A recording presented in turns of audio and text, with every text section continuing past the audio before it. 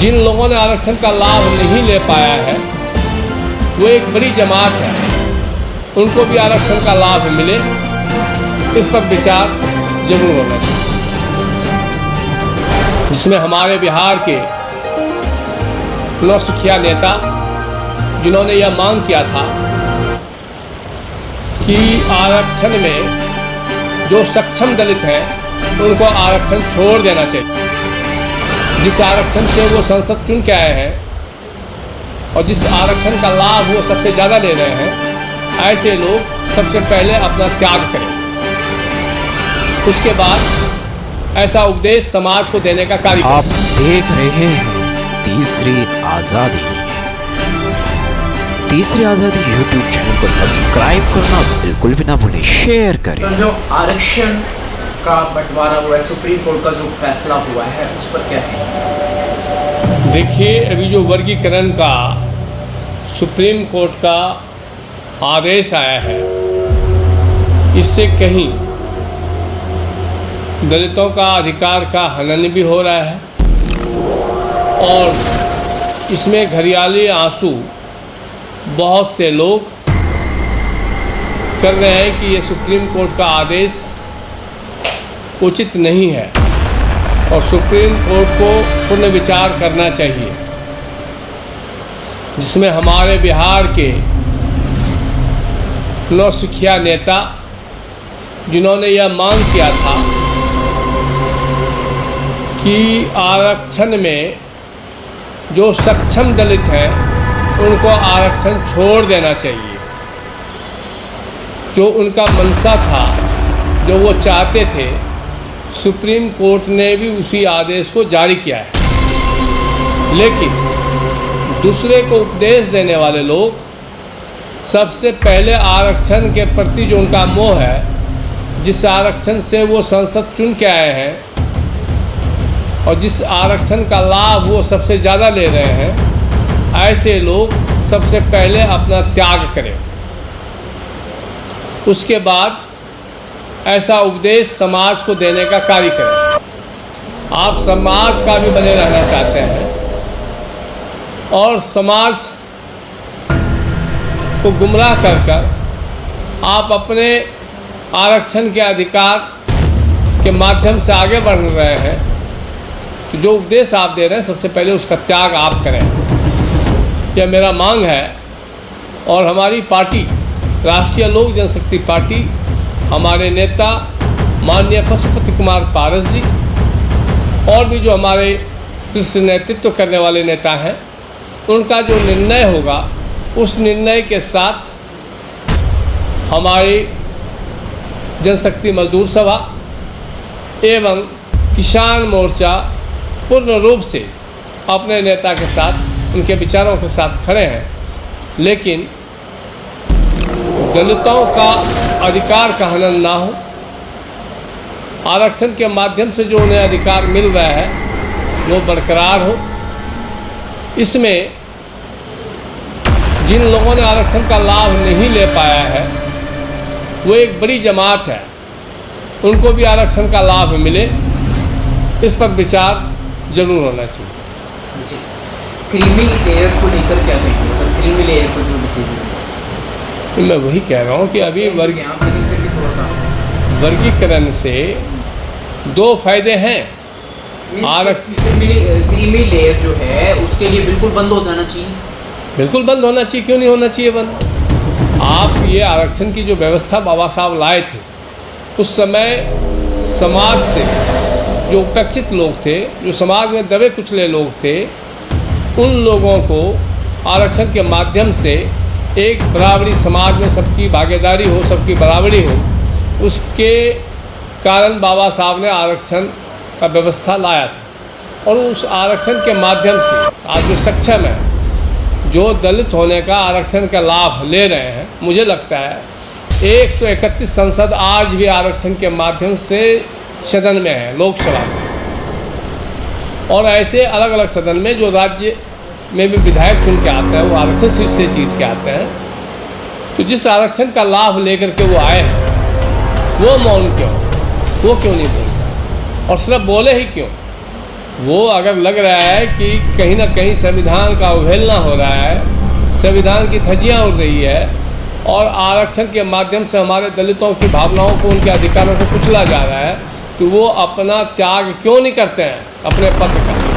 विधायक जो है उसको विधायकी से रिजाइनिंग करना चाहिए, जो लोकसभा में उसको लोकसभा से करना चाहिए, उसके बाद समाज के बीच में आइए और समाज की लड़ाई लड़िए। कहीं इन लोगों में जिनका आप बता रहे हैं, एक तरीके से सही बता रहे हैं कि कुर्सी खो देने का डर, पद खो देने का डर है। मैं देखिए, हमारे नेता, हम जिस नेता की अगुवाई में नेतृत्व करना सीखा, माननीय रामविलास पासवान हमेशा से आरक्षण के पक्षधर रहे और उन्होंने सभी वर्ग के लिए सोचा, लेकिन उनके माननीय के द्वारा जो बयान दिया गया था कि जो सक्षम दलित हैं उनको आरक्षण त्याग देना चाहिए, तो मुझे नहीं लगता है कि उनसे बेहतर सक्षम कोई व्यक्ति दलितों में है। 131 सांसद जो आपने 131 संसदों में भी जो हमारे नेता के माननीय हैं, जिनके द्वारा ये बयान था कि आरक्षण से त्याग करना चाहिए, तो वो स्वयं क्यों नहीं त्याग करता है? वो अपने जो लोकसभा जीत के आए हैं उससे त्यागपत्र क्यों नहीं देते हैं? आज आप सुप्रीम कोर्ट जाने की बात कर रहे हैं, तो सिर्फ समाज को गुमराह करने का एक आपका सोचा समझा प्रयास है। और जो माननीय है वो सही मायने में दलित हैं ही नहीं, ना ही दलितों के साथ किस किस तरीके का उत्पीड़न होता है, दलितों को किस तरीके का भेदभाव से जूझना पड़ता है। मुझे नहीं लगता है कि उनको जूझना पड़ा हो भेदभाव से, उनको किसी तरीके का उत्पीड़न से फेस टू फेस करना पड़ा हो, तो वो तो सही मायने में दलित हैं ही नहीं। एक चंद्रशेखर आज़ाद रावण जो कि अभी एमपी से नगीना, मतलब नगीना से एमपी बने, और उनका जो मतलब उनकी आवाज़ को संसद में कई बार रोका जा रहा है, दबोचा जा रहा है, क्या कहेंगे? देखिए, मैंने भी इस चीज़ को देखा है। संसद में जब उन्होंने बोलने का प्रयास किया, स्पीकर महोदय के द्वारा या चंद्रशेखर आज़ाद के अलावा भी कई जो दिशा दिखाने का, आईना दिखाने का काम करता है सरकार को, और ये पक्ष और विपक्ष बनाई इसीलिए गई थी ताकि एक संतुलित सोच के माध्यम से देश को आगे बढ़ाया जा सके, और पार्टी का भेदभाव उसमें नहीं होना चाहिए। तो दिशा दे सकता है जिनके माध्यम से देश के हित में और जनहित में कार्य हो सकता है, उनकी बात सुननी चाहिए। जब तक आप बात को सुनेंगे नहीं, उस पर पहल कैसे करेंगे? मोदी जी राहुल गांधी पर ईडी, मतलब बीजेपी जो है ईडी लगाने की बात कर रही है, अभी काफ़ी मामला सुर्खियों में ये रहा। राहुल गांधी पर विपक्ष के नेता हैं, तो जैसे आपने कहा बिना भेदभाव के जनहित में जो काम कर रहे हैं, क्या कहेंगे? देखिए, राहुल गांधी के साथ जो ईडी लगी है, वह ईडी कई कारणों से लगी है। नेशनल अवार्ड्स के कारण से भी ईडी जांच कर रही है, और वह जांच होनी भी चाहिए। राहुल गांधी की जगह पे कोई और भी होते तो उनकी भी जांच होनी चाहिए। राजनीति में आप बैठ करके अगर किसी चीज़ की पारदर्शिता आप नहीं कर रहे हैं, तो उसकी जांच क्यों नहीं होनी चाहिए? जांच होनी चाहिए। कहीं सिर्फ इसलिए तो टारगेट नहीं किया गया कि विपक्ष के नेता हैं। नहीं, लेकिन एक चीज़ बताइए, अगर जांच उचित जांच हो, न्याय उचित हो, तो उसके लिए जांच तो जरूरी है ना। तो जांच अगर ज़रूरी है, तो ज़रूरी नहीं कि वो भाजपा का नेता है या कांग्रेस का नेता है या हमारे राष्ट्रीय लोक जनशक्ति पार्टी का नेता है। जांच तो जांच है, जहाँ संदेह के नज़र में आएंगे वहाँ ईडी भी जांच करेगी और भी एजेंसियाँ जांच करेगी। क्यों नहीं करनी चाहिए?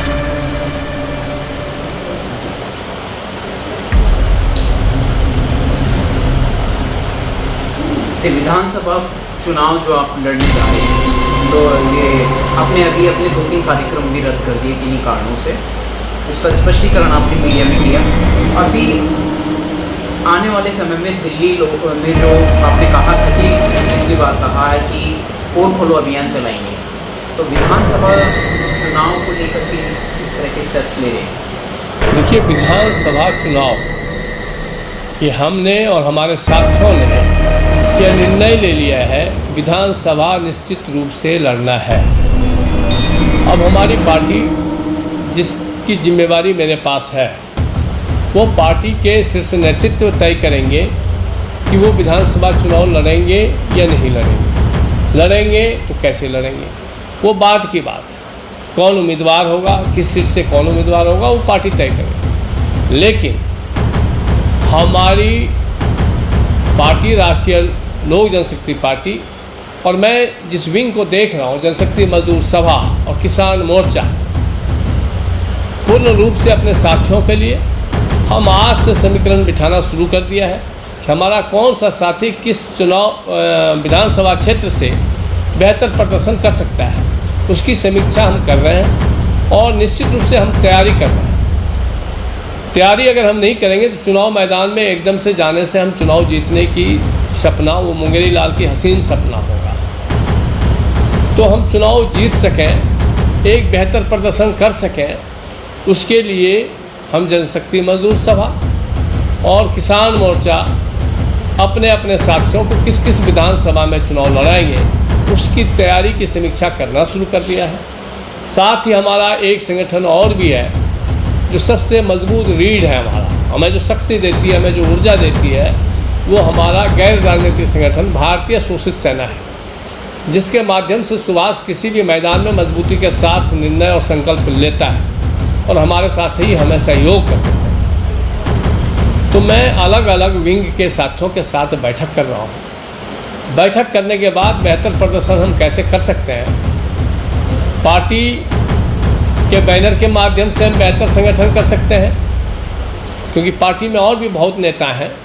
दुकान सजाएंगे हम, और उसके बाद उम्मीदवारी और अपना हक जताने के लिए बहुत सारे लोग हैं।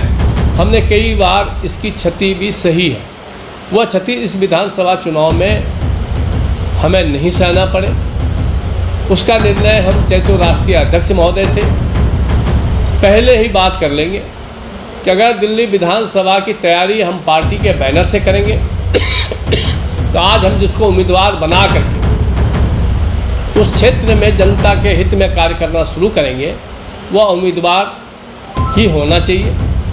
अगर कोई और उम्मीदवार किसी और विंग के माध्यम से या पार्टी के माध्यम से है तो वो आज से ही मैदान में हमारे साथ आए और वो अपना सुनिश्चित करे कि वो किस विधानसभा से चुनाव लड़ेंगे।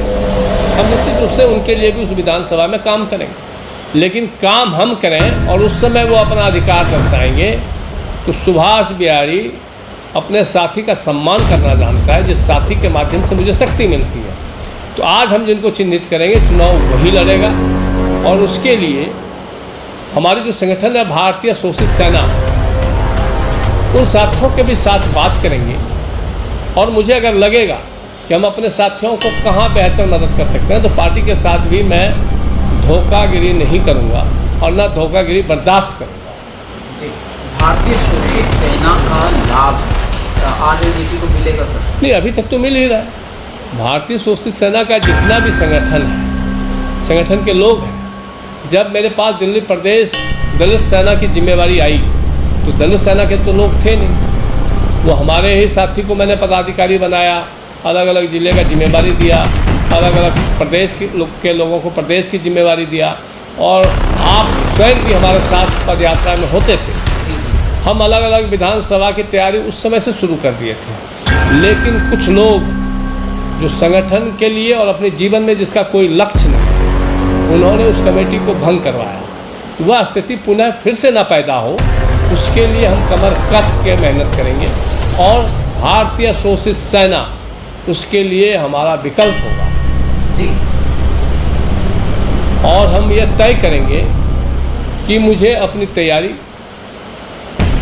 राष्ट्रीय लोक जनशक्ति पार्टी के बैनर के तले अगर हम करेंगे तो राष्ट्रीय अध्यक्ष की अनुमति लेके करेंगे कि हम जो तैयारी करेंगे, हम अपने लोगों को बीच मझधार में नहीं छोड़ सकते। उस समय हमारे लिए मरो या जियो की दशा आ जाती है और हमारे लिए नेता हमारा सर्वोपरि है। नेता के प्रति हमारा आस्था और विश्वास अटूट है, लेकिन साथियों का सहयोग और समर्थन जो मिलता है मुझे, मैं उसे भी दरकिनार नहीं कर सकता।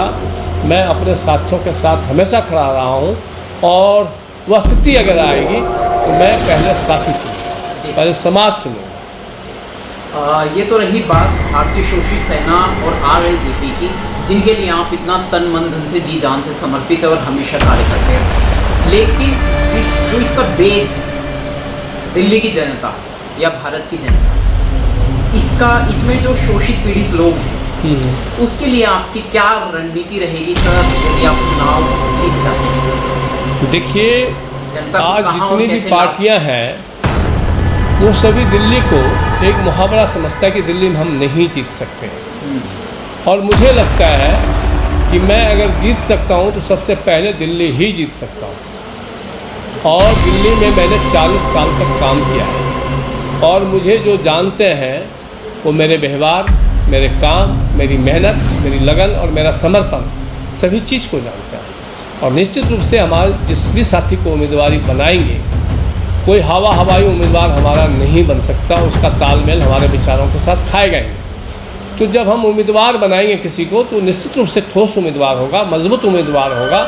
और मुझे लगता है मैं जिसको उम्मीदवार बनाऊंगा तो किसी पार्टी के उम्मीदवार से ना वैचारिक कमज़ोर होगा, ना आर्थिक कमज़ोर होगा, ना सामाजिक कमज़ोर होगा, और मैं पुनः उसके साथ दिन रात मेहनत करके और सूट को जीतने के लक्ष्य से काम करूँगा। देखिए, दिल्ली की जनता सभी पार्टियों के द्वारा, अन्य नेताओं के द्वारा थका हुआ महसूस कर रहा है। वह इसलिए क्या कर रहा है, चाहे वो निगम पार्षद हो, चाहे वो विधायक हो, चाहे क्षेत्रीय संसद हो, दिल्ली की स्थिति है, दिल्ली प्रशासन के लोग या दिल्ली के अलग अलग पार्टी के लोग जो दिल्ली को जीतने की दावा करता है, मैं उन्हें चुनौती देता हूं कि सुभाष बिहारी के साथ आप पद यात्रा में आइए और दिल्ली का दर्शन कीजिए। दिल्ली आज जिसको कहता है कि दिल्ली को हम मॉडल बनाएंगे देश का, सबसे पहले मुझे लगता है कि हमारा बिहार का कोई भी ग्रामीण क्षेत्र की भी ऐसी दुर्दशा नहीं है जो आज दिल्ली की दुर्दशा है। दिल्ली के अनऑथराइज्ड कॉलोनी की दुर्दशा है। साप्ताहिकी बाजार के माध्यम से आज दिल्ली की सड़कें घेर लिया जाता है। दुकानदारों के माध्यम से पटरी चलने की जगह नहीं है। नगर निगम के द्वारा पार्किंग रोड पे कर देने के कारण आज रोड की स्थिति ऐसी है कि यातायात का साधन नहीं। दिल्ली अपराध का शहर बन गया है। दिल्ली नशा तस्करों का शहर बन गया है। दिल्ली देह व्यापारों का तस्कर बन गया है। दिल्ली के किसी भी मेट्रो स्टेशन पे आप उतर के बाहर निकलने या मेट्रो के अंदर जाने के लिए ई रिक्शा के माध्यम से, ऑटो के माध्यम से, रिक्शा के माध्यम से ऐसी स्थिति होती है कि पैदल चलने वाले को भी सोचना पड़ता है।